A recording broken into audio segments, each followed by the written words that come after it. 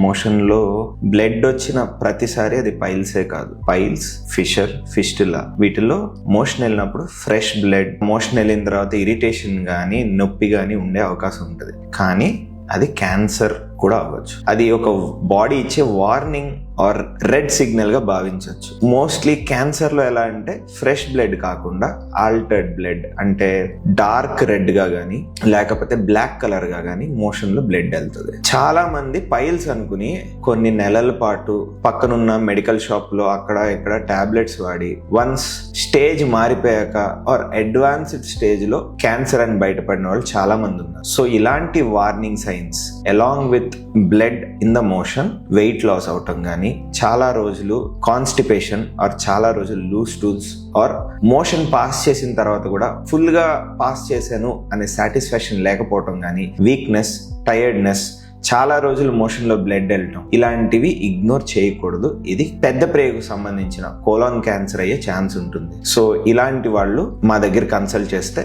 మేము చిన్న test colonoscopy చేసి లోపల ఏముందో చూసి దానికి తగ్గ ట్రీట్మెంట్ చేస్తాం. గుర్తుపెట్టుకోవాల్సింది ఏంటంటే కోలాన్ క్యాన్సర్ అనేది ఎర్లీ స్టేజ్లో డిటెక్ట్ చేస్తే 100% క్యూర్ చేయొచ్చు. Thank you.